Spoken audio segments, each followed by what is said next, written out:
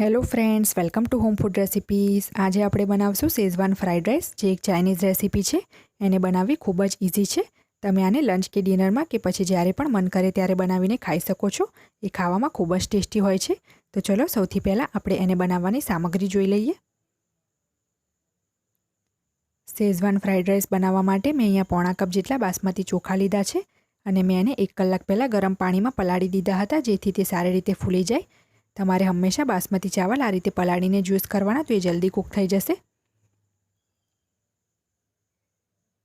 મેં એક નાની સાઇઝના કાંદાને આ રીતના લાંબો લાંબો કાપી લીધો છે. અડધા નંગ ગાજરને મેં લાંબુ કાપી લીધું છે. અડધું નંગ નાનું કેપ્સિકમને લઈને મેં એને લાંબુ કાપી લીધું છે. મેં 1/8 ટીસ્પૂન જેટલો આજીનો મોટો લીધો છે અને આ ઓપ્શનલ છે. જો તમને આ ના પસંદ હોય તો તમે એને સ્કીપ કરી શકો છો, કારણ કે ઘણા લોકો એને હેલ્ધી નથી માનતા, પણ ચાઇનીઝ રેસિપીનો ટેસ્ટ એનાથી ખૂબ જ સરસ આવે છે. પણ જો તમારે એને સ્કીપ કરવું હોય તો તમે કરી શકો છો. અડધો કપ જેટલું મેં લાંબુ કાપેલું કોબીસ લીધું છે. ઝીણા સમારેલા લીલા કાંદા લીધા છે 2 મોટી ચમચી જેટલા. શેઝવાન સોસ લીધો છે મેં 2 મોટી ચમચી જેટલો, આ હોમમેડ છે. ટોમેટો કેચઅપ લીધો છે મેં 1 મોટી ચમચી જેટલો. સોયા સોસ લીધો છે મેં 1 ચમચી. વિનેગર લીધું છે 1/4 ટીસ્પૂન જેટલું. વિનેગર વધારે યુઝ નથી કરવાનું. તેલ લીધું છે 2 મોટી ચમચી. ગ્રીન ચીલી સોસ લીધો છે અડધી મોટી ચમચી જેટલો. રેડ ચીલી સોસ 1 મોટી ચમચી. ઝીણું સમારેલું લસણ લીધું છે 1/2 મોટી ચમચી જેટલું. આપણે બધું ફ્રેશ જ યુઝ કરવાનું છે. ઝીણું સમારેલું આદું લીધું છે મેં 1 મોટી ચમચી જેટલું. ઝીણા સમારેલા લીલા મરચાં લીધા છે મેં અડધી ચમચી જેટલા. અને આપણે આદુ લસણ લીલા મરચાં બધું ફ્રેશ જ યુઝ કરીશું, તો ટેસ્ટ ખૂબ જ સારો આવશે. મીઠું લીધું છે 1/4 ટીસ્પૂન. તો મેં ગેસ ઉપર એક વાસણમાં 1 લીટર જેટલું પાણી ગરમ કરવા મૂકી દીધું હતું. એમાં આપણે ચોખાને બાફીશું. તો પાણીમાં ઉભરો પણ આવી ગયો છે. તો હવે આપણે એમાં અડધી ચમચી જેટલું મીઠું નાખી દઈશું. અડધી ચમચી જેટલું તેલ નાખી દઈશું. તેલ નાખવાથી ચોખા આપણા ચોંટશે નહીં. તો હવે એક વખત આને સારી રીતે મિક્સ કરી લઈશું. હવે આપણે ગેસની ફ્લેમ મીડિયમ કરીને એમાં જે પલાળેલા ચોખા હતા એ નાખી દઈશું.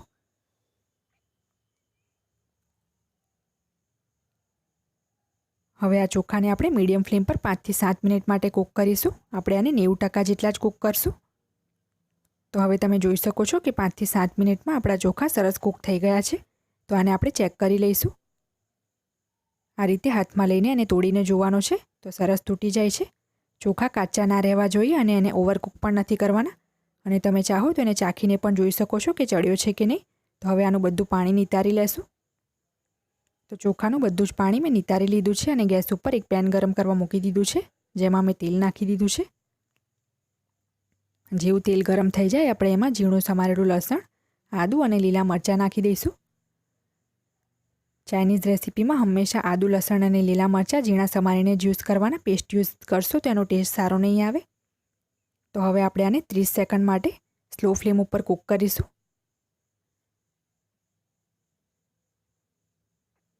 તો 30 સેકન્ડ પછી હવે આપણે એમાં કાંદા નાખી દઈશું. અને હવે આ કાંદાને આપણે મીડિયમ ફ્લેમ ઉપર અડધી મિનિટ માટે કૂક કરીશું.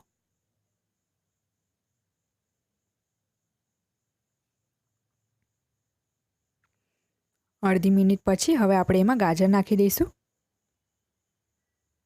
આ ગાજરને પણ આપણે અડધી મિનિટ માટે મીડિયમ ફ્લેમ ઉપર કૂક કરીશું.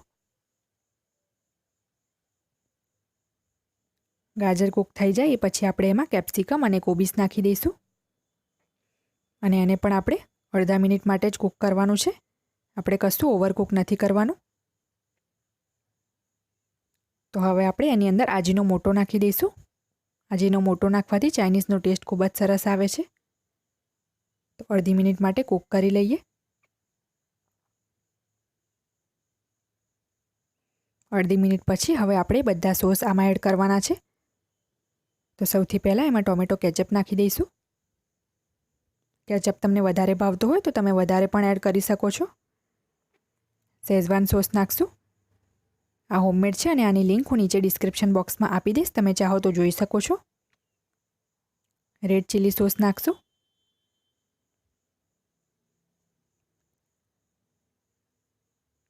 ગ્રીન ચીલી સોસ નાખશું,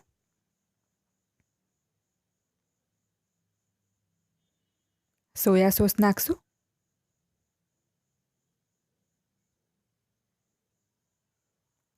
વિનેગર નાખશું. હવે બધું જ આપણે સારી રીતે મિક્સ કરી લઈશું.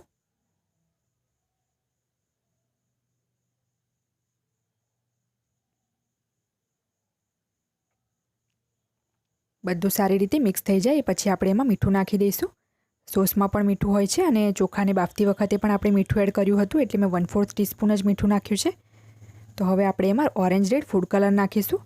1/8 ટીસ્પૂન કલરમાં મેં 1 ટીસ્પૂન પાણી નાખીને એને મિક્સ કરી લીધું હતું. આનાથી કલર ખૂબ જ સારો આવશે, પણ જો તમે ચાહો તો એને સ્કીપ કરી શકો છો. તો હવે આપણે જે નિતારેલા ચોખા હતા એ આમાં નાખી દઈશું. તમે જોઈ શકો છો એક એક દાણો એનો છૂટો છે.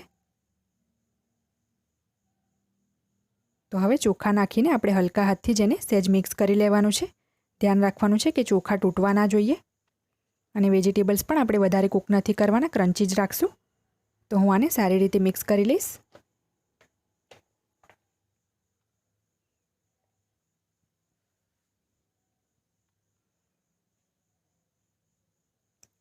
મેં બધું જ સારી રીતે મિક્સ કરી લીધું છે. તો હવે લાસ્ટમાં આપણે એમાં ઝીણા સમારેલા લીલા કાંદા નાખી દઈશું. તમારે લીલા ધાણા એડ કરવા હોય તો પણ કરી શકો છો. તો ફરીથી આપણે સારી રીતે મિક્સ કરી લઈશું. તો આપણું શેઝવાન ફ્રાઈડ રાઈસ રેડી થઈ ગયું છે અને આપણે સર્વ કરી લઈશું. આ જુઓ કેટલું સરસ ફ્રાઈડ રાઈસ રેડી થયું છે. તમે પણ આને ચોક્કસથી તમારા ઘરે ટ્રાય કરજો, એ ખૂબ જ ટેસ્ટી લાગશે. તો આને આપણે સર્વ કરી લઈશું.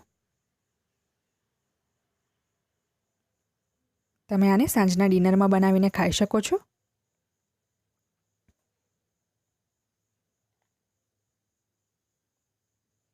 ફ્રેન્ડ્સ, આપણું શેઝવાન ફ્રાઈડ રાઈસ બનીને તૈયાર છે. તો જ્યારે પણ તમારું ચાઇનીઝ ખાવાનું મન કરે તો તમે આને ઘરે જ બનાવીને એન્જોય કરી શકો છો. કારણ કે આપણે આ ઘરે બનાવ્યું છે તો એકદમ હાઇજેનિક પણ હોય છે. તો જો તમને મારી આ રેસીપી પસંદ આવે તો મારી ચેનલને લાઇક, શેર અને સબસ્ક્રાઇબ કરવાનું બિલકુલ ના ભૂલશો. સબસ્ક્રાઇબ બટનની બાજુમાં જે બેલ આઇકન છે એને પણ ક્લિક કરો, જેથી તમને મારા દરેક વિડીયોની નોટિફિકેશન મળતી રહે. જો તમારે મારો આ વિડીયો હિન્દીમાં જોવો હોય તો એની લિંક મેં નીચે ડિસ્ક્રિપ્શન બોક્સમાં આપી દીધી છે. તો મળીએ નેક્સ્ટ વિડીયોમાં. ત્યાં સુધી આવજો.